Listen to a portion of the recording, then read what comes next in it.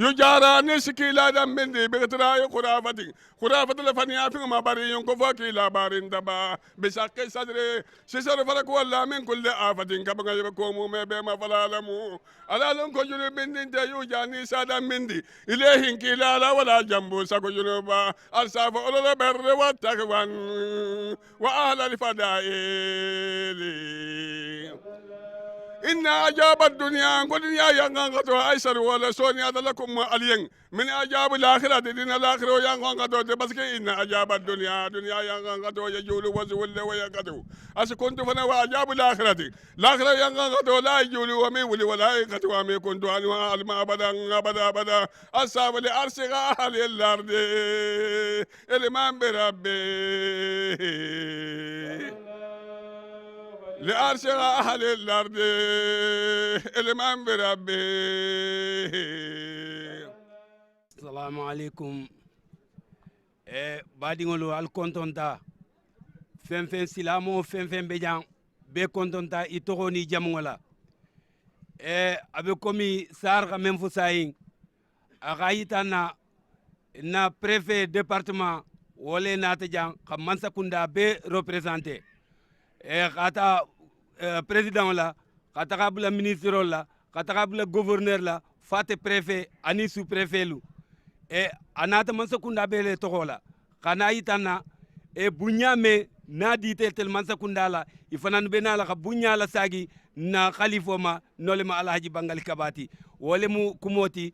say benala dunna kacha kon lala mo ni khatre bejan ici sigi xe tulolo xe hakilo la sigi membe fola mbele tamu asike be nafa fenti alama kala be nafa fenti badi wole mumbulla khadi silamo bela be salame wonya bandirabe no wayno joni liggey o eden puddo dum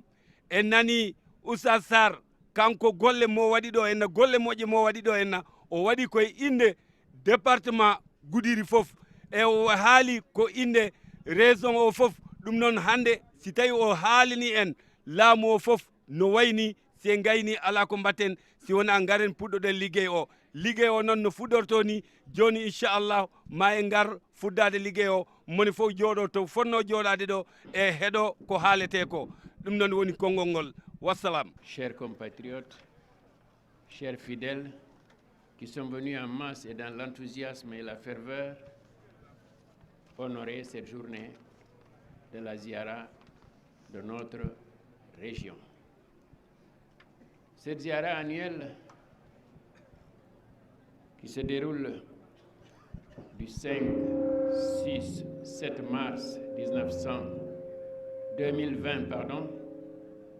à Djelani, un village mythique et historique sous la présidence du vénéré Elhadji Bangali Kaba Diakité. Je voudrais vous dire,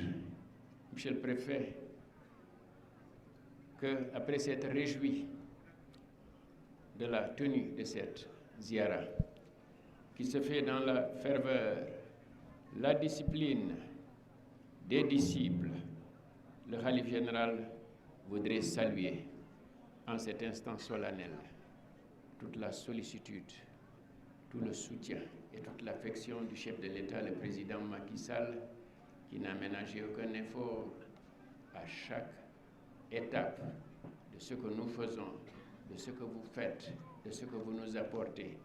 pour la réussite de cette cérémonie, comme en témoigne votre présence de qualité à cette cérémonie. Merci, Monsieur le Préfet. Il voudrait aussi remercier, à travers ce comité d'organisation qui est là, la présence des fidèles, des disciples des pays frères du Mali, de la Mauritanie, de la Gambie, de la République de Guinée, de la Guinée-Bissau. Ceci témoigne aussi de la profondeur des liens et de la pureté des convictions qui existent entre les populations de ces pays et le Sénégal, mais aussi et surtout la qualité des relations qu'ils entretiennent avec le Khalife général Elhadji Bangali Diakité Kaba. Le Khalife général Elhadji Bangali a vivement salué les témoignages des religieux de ces différents pays, j'y ai assisté et je peux apporter les témoignages durant ces quelques jours. Il les a appelés à l'unité, la fraternité et la solidarité de la famille islamique afin de juguler les périls qui menacent dans la sous-région. Ce faisant, il a exhorté les disciples de toutes les confréries, de toute obédience, à redoubler de vigilance face aux menées de déstabilisation. À ce propos, le Khalif invite chaque famille à exiger la présence de conscience des jeunes pour résister aux discours qui sèment la discorde et la haine entre les fils du même pays. Abordant le volet social, il a passé en revue la situation des infrastructures sanitaires, scolaires et ainsi que l'érection de châteaux d'eau et la poursuite de l'électrification rurale dans le Bondo. Toutefois, il a salué les efforts déjà accomplis par le gouvernement du président Macky Sall, tout dans les différents domaines pour apporter de nouvelles solutions aux différents problèmes qui assaillent les populations. Par ailleurs, il s'inscrit dans la nouvelle dynamique de la politique du gouvernement en matière d'immigration. À ce propos, le Khalif général a sensibilisé les jeunes au travail de la terre et aux différentes activités génératrices de revenus. Pour ce faire, il souligne la nécessité d'une implication plus hardie afin de mieux fixer dans le terroir cette jeunesse en quête du mieux-être. En conclusion, le Khalif général a invité les fidèles à se joindre à lui pour formuler des prières de paix, de bonheur et de prospérité pour le Sénégal, ainsi que la réalisation des grands desseins de notre cher pays et l'ensemble des pays de la sous-région. Le Khalif général a demandé et demande à M. le préfet Ndiaye de lui transmettre, ainsi que sa famille, au président de la République, son Excellence Macky Sall, ses vœux, ses prières de bonne santé, de longévité et de succès dans toutes les actions qu'il mène, notamment la réussite du plan Sénégal émergent. Des prières aussi que Dieu mette le Sénégal à l'abri des maux multiples, notamment l'épidémie du coronavirus qui constitue une grave menace de santé publique, mais surtout aux efforts de développement en cours. Dieu garde le Sénégal et le bénisse. Le Khalif général prie M. le préfet et sa délégation pour qu'ils puissent trouver dans leur famille la quiétude, la tranquillité, le bonheur et aussi le succès dans toutes leurs entreprises. Le Khalif général renouvelle au président Macky Sall sa gratitude tout en lui assurant son affection et sa fidèle reconnaissance pour son soutien combien précieux à l'endroit des populations du Sénégal. Je vous remercie. Afana Khalifo fana ngayita a sewata femme mujambi bele tamu akayita mansa kunda be bunya me yita ka fana na wo sa fana mbo na fana nata jambi ni fana nu nata ka nata ra jambi nsake badi nyati ke bunyati ke nyoko tara kono wo bunya membe kerim fana nin nata jambi mo mambu mo to silamo bele tamu aka ka menyini fana khafo khalifo ko abe menyini na mansa bulla wolemu dindiwol menni be mbulla fesi sagi senola parce que senole folota atele be labanna kunna wulo fana be seno kono la donc nanata wo seno ma fon la fana besi harja khesuta kon lala aga mela woka khafo silameya munyo anin sabaro wolemu betati bele fana niya bala e wolemu ala kuma kamoti khadi silamo bela wolemu kuma kamoti wassalam e no tambita menala kumodi la khalifa généralo la porte parole lema menga kanga kuma at khalifo to yala menala kumodi lo lela ni savama moro darame bebe konton na be kilin na la itogola ani jamula jamano fem ma be ta jam bebe le konton na abe kilin na togola ani abe jamula abe duala be fananye khairola abe préfet konton na ana no lanko be khala président kan mengi bulanare abe be konton na abe duala be kontoro kola abe be la lonna nyina ku kafo nyimu misilimiya kafo lemu be la kafo lemu bundula kafo lemu khasatan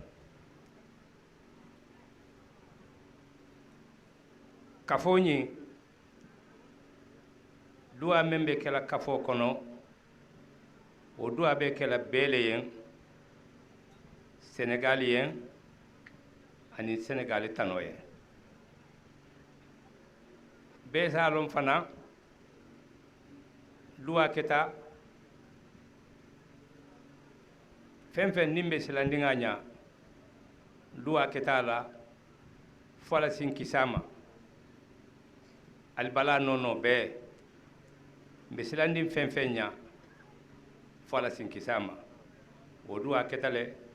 alqur'ano karanta sinya siyama misilme nyuma fenfen din kafuta jan abe khadua ke o kola le insha Allah rabbul karim wo duwa wo sijabi tanturo menu keta janni ta ko men na tanturo ke imam fenfen du khabele fo yam e khabele ita wo tanturo khalifa ko tanturo kele mo jana ke wala la woto enjela badin lu fenfen din nata jang hadua ka beye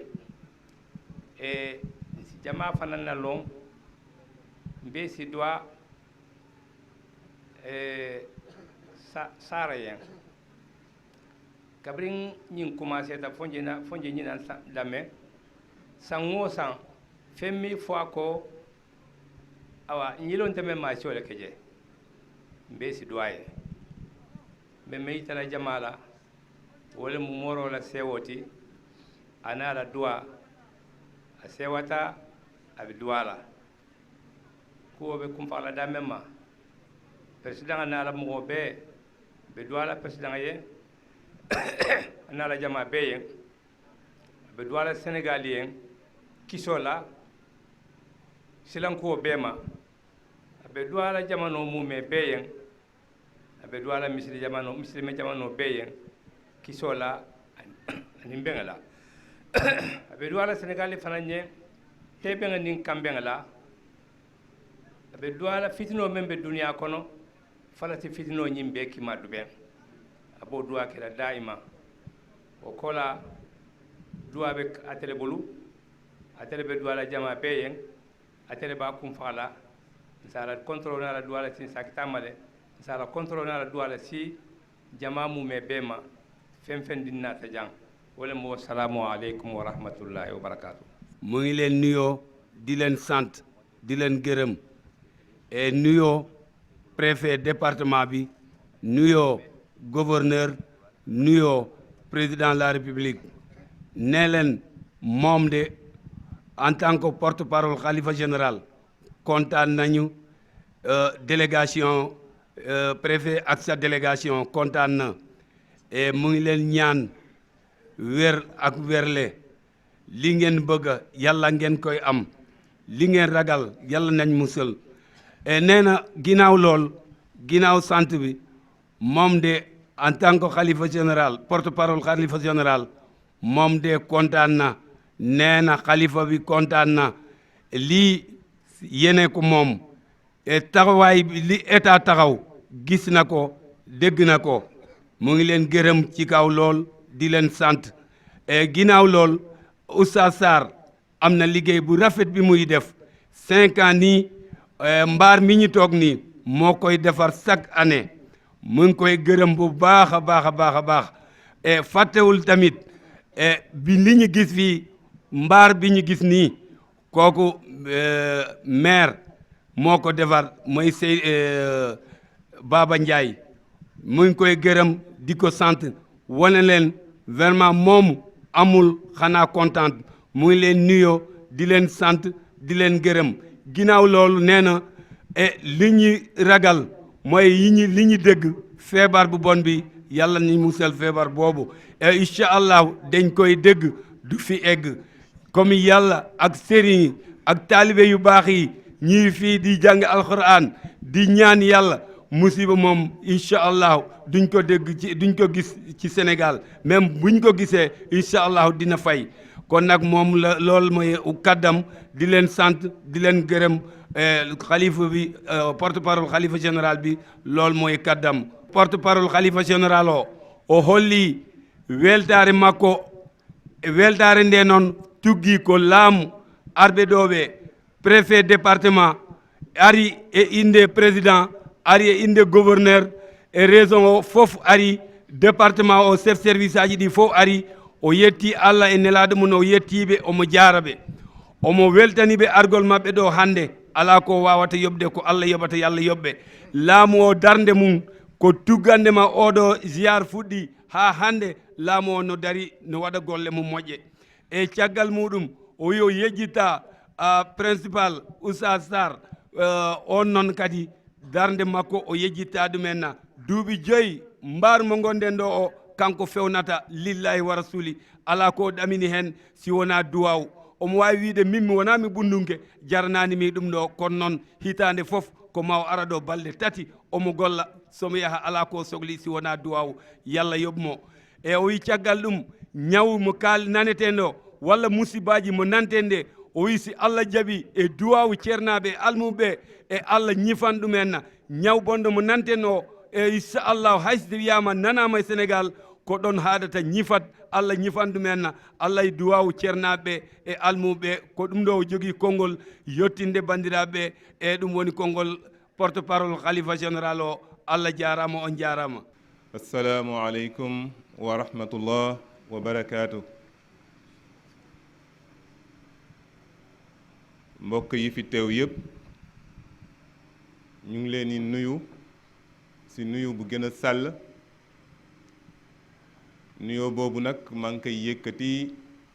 ci turu ay kilifa yoo xam ne ñoom laa fi toogal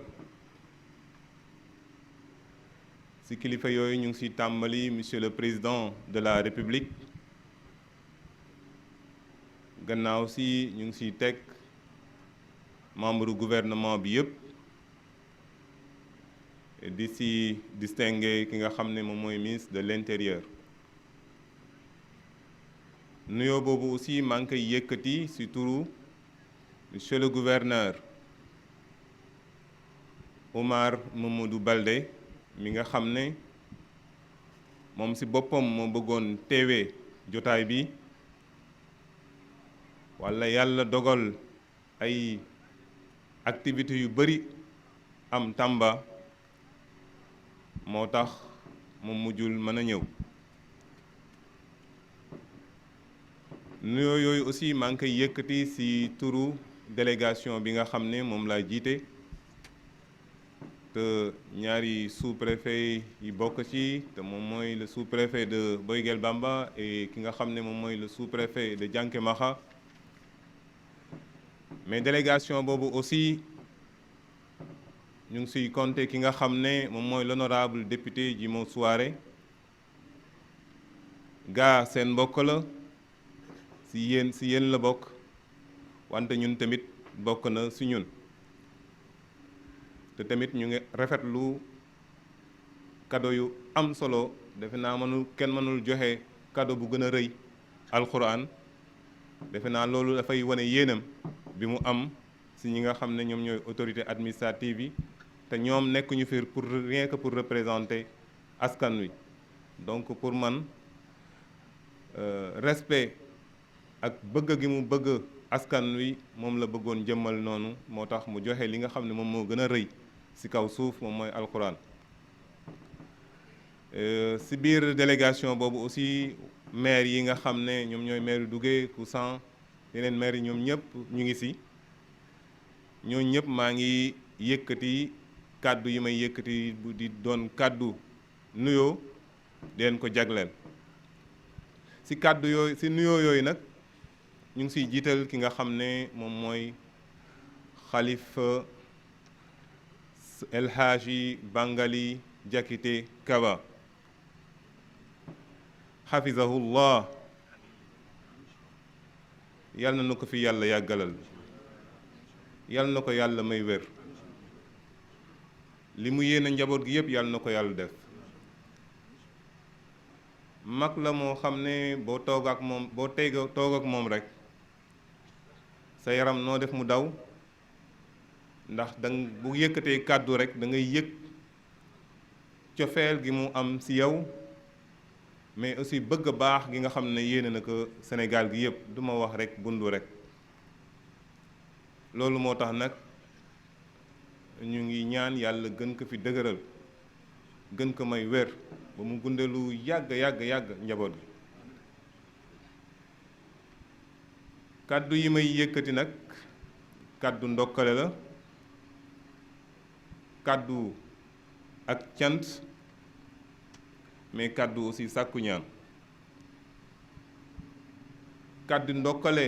ci bés bi nga xam ne moom moo ñu fi dajale tey ji di bés yu am solo yoo xam ne depuis mën naa wax depuis le 5 ñu ngi fi di jaamu yàlla di ñaan te loolu nag lu yaakaar lu la te jàpp nañ ne incha allahu rabbi loolu ñuy jot a jëf yëpp yàlla dina ko nangul moo tax ñu ngi leen siy ndokkale ci bés boobu ñu ngi leen di jox aussi ñu ngi leen di yëkkati aussi ay kàddu cant yi nag gouverneur ci boppam al xalifa moom moo ma sant pour que ma yëkkati ko jëmale ko d'abord ci yow gouverneur nee na ma boo demee ci xalif général du Bundu El Hadji Bangali Kaba Diakité neewal ma que maa ngi koy sant lool ci ñaan yi nga xam ne mu ngi ma koy defal ñaan yooyu moom li mu jàpp moom mooy ñaan la yoo xam ne doom nga ko defal avant nga koy defal gouverneur bi doom nga ko jëkk a defal moo tax mu ngi lay sant ci taxawaay boobu nga xam ne am nga ko ci jëmmam di la ñaanal yàlla gën la dëgëral nee na daal amul sa fay ci taxawaay bi nga xam ne am nga ko ci moom te nee na ci fan yu yàggul incha allahu rabbi bëgg na ñëw ziar ci la ñëw ba fii moom ci boppam moom mu ñëw ziar ci la ndaxte am na fenn foo ko féete fu rëy a rëy loolu moo tax il faut incha allahu rabbi bu événement yi passé rek mu gaaw ñëw fii ziar ci la loolu vraiment insisté na woon pour que ma wax la ko kàddu sàkku ñaan yi nag defe naa li xew ci àddina bi yéen ñëpp yaa ngeen ci teg bët yàlla jamono yuñ toll nii yëkkati na fii benn feebar la boo xam ne li ci ëpp ñu ngi naan ku say loxo di set assez souvent yàlla mën na def mu bañ la dal donc loolu moo tax maa ngi ciy profité di ñaax askan wi ñu gën a bàyyi xel raxas loxo yi gën a bàyyi xel set loolu nag defe naa du ab jullit lañ koy jàngal jullit bi nga xam ne daanaka juróomi yoon dina ko jàpp pour mën a jàkkaarloog boroomam kooku wan nañ ko yoon bi nga xam ne moom la war a jaar pour set diine yin fi am yépp nag amul benn diine boo xam ne wax na leneen lu dul nit ñi nan set ci biti set ci biir donc loolu moo tax nag maa ngi sàkku ñu gën a góorgóorlu gën a bàyyi xel ci comportement yi ba nga xam ne set dina doon loo xam ne fépp fu nu nekk rek dina fa feeñ te loolu moo tax ku mel ni président de la République aussi institué la journée nationale de salubrité ndaxte jàpp na ne Sénégal war nañ mën a gën a góorgóorlu ci set te actuellement li nit ñi di commencé di def jamono yuñ toll nii wane na ne Sénégalais yi am nañ capacité setal seen dëkk sàkku ñaan yi aussi dina ko jëmale lu jëm ci wàllu jàmm gi parce que yéen ñëpp defe naa gi ngaa ngeen gis liy xew ci yeneen dëkk yi ay attentat ay nit ñoo xam ne dañ jàpp ne ñoom l'islam la ñuy taxawal ba pare di lor seen yeneen mbokk jullit loolu mënul doon l'islam moo tax nag ñu ngi sàkku ci yow xalif ak mbokk yi fi teew yëpp ñu gën a ñaanal Sénégal ba nga xam ne dina mucc ci ay yooyu nga xam ne moom moo am bitim réew feebar bi nga xam ne tamit dugg na fi aussi ñaan yàlla mu arrêté ko ci ñi nga xam ne ñoom ñoo ko jot a amagul te yàlla da ngi def sax ñoom ñu ngi wér waaw mais ñu ngi ñaan rek yàlla dimbali ñu ba nga xam ne jàmm dina ko gën a saxal ci biir Sénégal mais aussi dina fexe ñaan yàlla ba nga xam ne bépp feebar boo xam ne mi ngi law ci àddina bi rek mu bañ a développé wu ci biir Sénégal ak fépp foo xam ne tamit ci àddina loolu moom moo doon kàddu yi nga xam ne gouverneur santoon na ma yëkkati ko te tamit comme fu ñu teew rek ñu ngi fa teewal président de la République ak membre gouvernement bi yëpp donc nañ jàpp ne kàddu yooyu moom mooy kàddu yi nga xam ne président bu fi nekkoon moom lay yëkkati loo xam ne matul nag seen ndaw mi nga xam ne moo fi toog di yëkkati kàddu moom moo ko matalul wante ñoom bëggoon nañ mu mat sëkk donc di leen sant di leen gërëm ci taxawaay bi fii ku fi ñëw noo def sa yaakaar biir ndaxte jotaay la boo xam ne ñu ngi fiy yëg ñu ngi fiy tudd yàlla di fi julli ci yonante bi sallallahu alayhi wa sallam donc jotaay la boo xam ne am nañ yaakaar ne loo fi ñaan yàlla mën na la dimbali ba nangul la ko moo tax ñu ngi ciy profito alxalifa El Hadji Bangali Diakité ñu ngi ñaan nga gën ñoo ñaanal yàlla gën a def jàmm ci biir Sénégal mais aussi yàlla musal ñu ci bépp mbir moo xam ne bu ñaaw la boo xam ne dafa am bitim réew yàlla dimbali ñu ba du am fii lépp loo xam ne tamit nar na jóge fii tamit te mu doon lu ñaaw ci biir Sénégal gi aussi yàlla musal ñu ci loolu daal nu ngi la koy ñaan di ñaan yàlla gën la dëgëral gën la sàmm salaamualeykum wa rahmatullah آمين آمين آمين آمين آمين آمين آمين آمين الله يا ربي آمين يلا توني وسهاموري alaka sangor tayira mbe ni kenela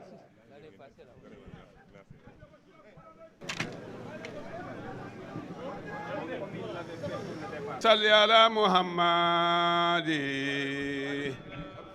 ya karamba jamayen jabatun mustajaba